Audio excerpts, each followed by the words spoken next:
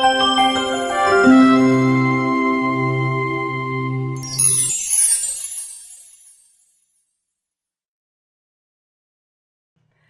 there, my name's Gina Gardner and I'm very pleased to be able to introduce Dr. Warrick Bishop. We're both at the Expert Network studio where we're actually creating our own TV shows. We're both very new at it and we thought we would share some of our experiences with you. So Warrick, how's it been for you? I believe we can prevent heart attack. We can put in place strategies to reduce risk. We can literally plan to change your future. I call it Healthy Heart Network. What brought you here? I'm on a journey to try and really try and change a space that's currently poorly being dealt with, in my opinion. At the moment, my background is I'm a cardiologist. Okay. I have a particular interest in imaging the heart, looking for literally trying to define the health of people's arteries.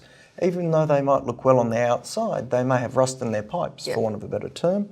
So this is an area of deep interest for me. I'm also interested in preventing people having heart attacks, and part of my learning around that has been understanding cholesterol and where cholesterol management is important.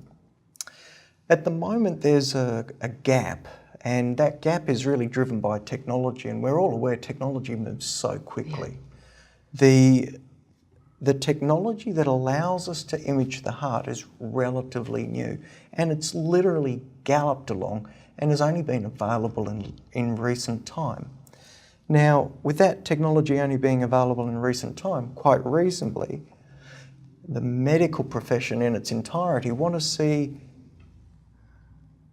information which are borne out in studies and trials that inform guidelines for the use of the technology that's available.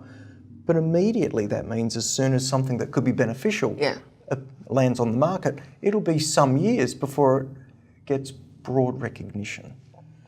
Now, that broad recognition is really when that technology is brought into guideline management, which is the sort of manual for looking after standard conditions that we all refer to. And then there's another gap, which is when a guideline comes out, it actually takes a number of years for everyone to pick up that information. So there's a gap, and my objective is to try and narrow that gap for the average individual who wants to know more about heart attack. Now, scanning the heart may not be for everyone, but having the conversation in an educated and informed way with their local doctor is for everyone. I'm really interested because I know you're based in Australia. You've come to America. Why the TV show? What is it you're trying to do out of that? It's really trying to reach more people, Gina. Okay. At the moment in Australia, my reach is small. My whole background has been sitting in an office one-on-one and influencing people one at a time. And that I've worked in medicine for 30 odd years. I've been a specialist for over 20 years. And it's incredibly rewarding. But I really came to a realisation that if I could share the same knowledge, either with patients or with other doctors, that I might even be able to influence what's going on in a broader sense for best possible care. And so the TV series is really about raising awareness and getting the message out as best as possible. And it seems to me a really important message. I'm interested, what was the trigger? What made you change from being a doctor who was working in your clinic and your hospital to somebody who really wanted to get out there and meet more people? Well, I never really wanted to go out and meet more people, to be honest. In 2005, I was involved in a resuscitation of a man who was in a fun run. That man survived. I helped him survive. It transpired that I'd seen him about 18 months earlier in my rooms. He'd come for a treadmill test. He'd actually performed extremely well. I'd reassured him and did little else. But within less than a 2-year period, he had dropped dead. Now It's pretty dramatic, Yeah, isn't it? he made it actually, and we're still on speaking terms. And in fact, the rest of his family have come to see me. So, but that's not the way you want to get your referrals. The reality, however, is that that experience made me realise that our current modes of evaluating for risk weren't perfect. Actually, they weren't as good as they should be, and that meant that when this technology arose, this way to image the heart arose, I was able to go, okay, I have an experience that tells me that would have been useful, because if I'd scanned that man when I'd seen him, we would have put something in place that could have stopped that life-threatening event. Right. When people have a heart attack, 1 in 6 of them die.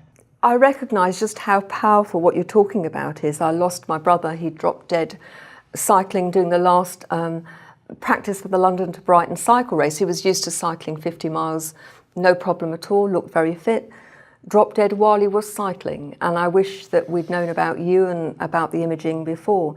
So for the general person in the street, what is it that they need to know or do? What is it that you'd like them to take away from your TV show?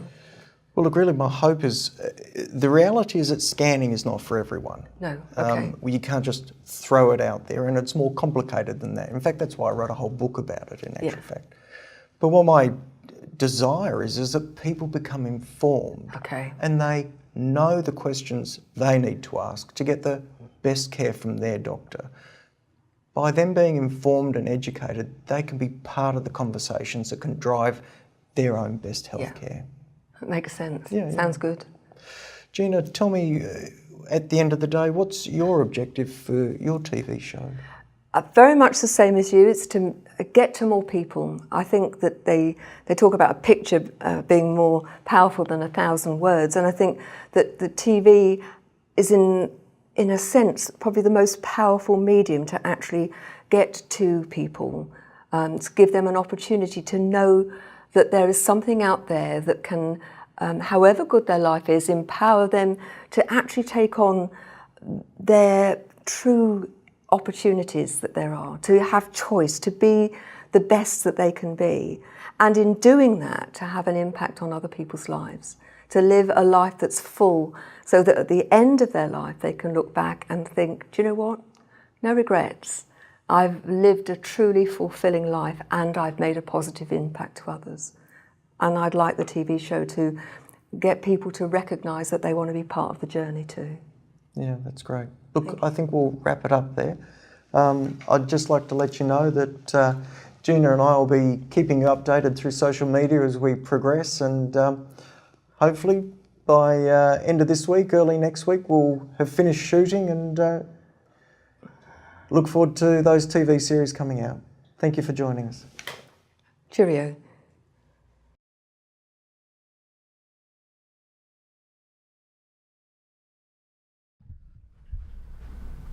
Okay, are you rolling? C rolling. Mark it. WX take 2.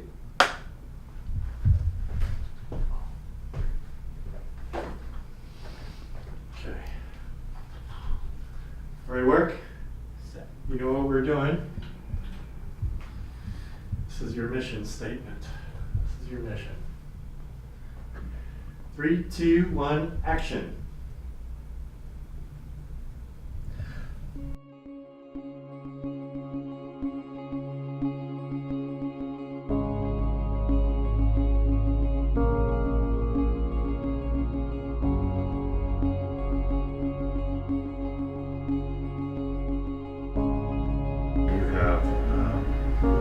You have our hero, and he's going along life fine. Needs a bit of adversity so that Yes. he eventually triumphs So at this the end. isn't it? conflict is what we call it. I'm at a place where Trumbull, I know Yeah, that. my dad changed it. He was, I guess, at home. Let me show you something here, Warrick, that you can start thinking of, and then I'll show Gina just one. Come on over here. It's not really on my way there. Oh yeah, I'm a super. And then it was a big performance too. Yeah, like people are looking forward to it. Because what is life about? Why Yeah. are we all here? We can think about in our life. All we're asked, did I live fully and vibrantly, cheerfully, joyously while we're alive? We're going to wonder. Yeah, no. But what I want you to think about is that Something are okay, Am I being responsible for someone's actual someone's bad outcome? Right, you want to be scared, tied together? Oh, great. Let's go then. I know, I want to. He's actually going back this week. His visa. Anyway, Australia's, I don't know, 4,500 kilometres Okay, it's like wide and yeah. about 4,500 kilometres tall, the tallest bit. And I just happened to fly from far north Queensland, which is at the top, down to the bottom, and then across to LA. Oh, So it was just a lot of time. So the weekend was. that was spent in America.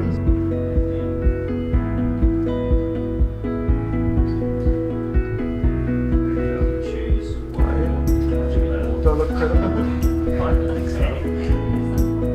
quite handsome anyway. Keep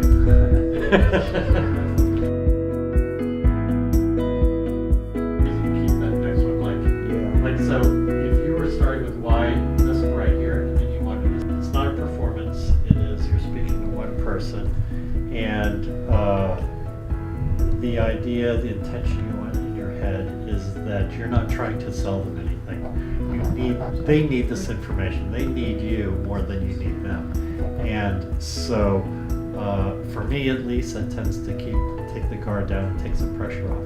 Because I know that whatever way I deliver it, it's useful information to them that they're going to have some sort of a takeaway.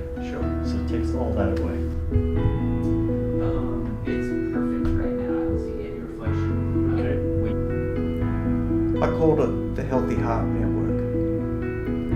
We have an ever-expanding database of knowledge, a valuable, easily searchable and time-saving resource for members, researching the latest information on heart attack causes and prevention.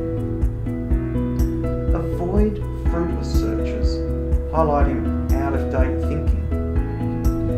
Access the most up-to-date and potentially life-saving information all in one place.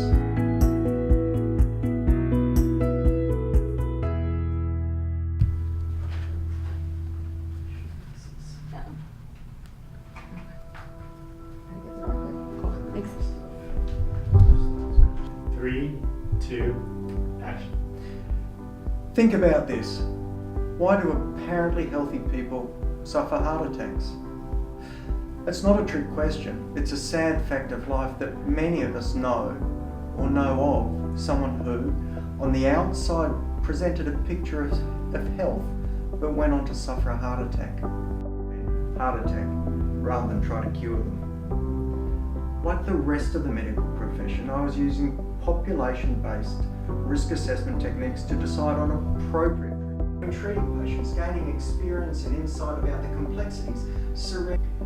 My plan was to embrace an entirely new approach, using all the information we could, including imaging the heart. Understanding the significance of precise evaluation of the health of a patient's arteries meant I could start to have a real and meaningful conversation with my patients about their specific problems, their specific concerns, their specific plan, and their possible future risks. Our members feel great in the knowledge that they've taken control of their own heart health. They're no longer tossing a coin and leaving it to chance. In fact, they're being proactive and they're engaging their doctors. That's why I'm so excited to share all of this with you, so you can start your journey to a healthier heart and reduce your risk of suffering a fatal heart attack. Okay. Perfect. Got it. You sure? You got it. Yeah. Want to know more? Grab a copy of my #1 best-selling book, Know Your Real Risk of Heart Attack. It's available as a hardcover, a paperback, and an audio from Amazon, or wherever good books are sold. A number of years ago, something incredible and an amazing coincidence happened, which put me on a mission to prevent heart attack. I became aware of the latest imaging technology to help define the health of individuals' arteries before they have a problem. Unfortunately, specialists and local doctors in my area didn't share my enthusiasm. I felt like I had a secret that I couldn't share. Eventually I decided I can't change the world from the top down, that I'd have to try and change from the bottom up. The Healthy Heart Network is an online, global community of like-minded people. We have an ever-expanding database of knowledge, a valuable, easily searchable and time-saving resource for members researching the latest information on heart attack causes and prevention. So you can start your journey to a healthier heart and reduce your risk of suffering a fatal heart attack.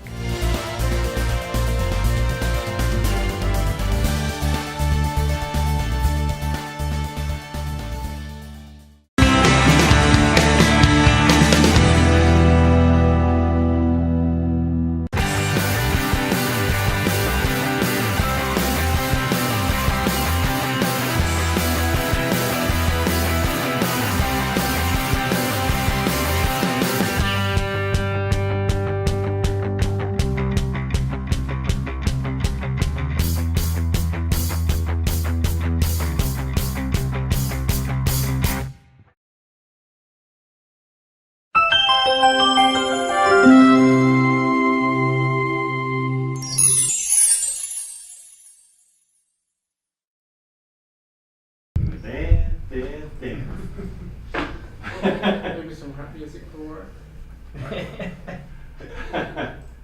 Perfect, I got that. Glad we got that right. Perfect. No. How much? That goes into title sequence. No.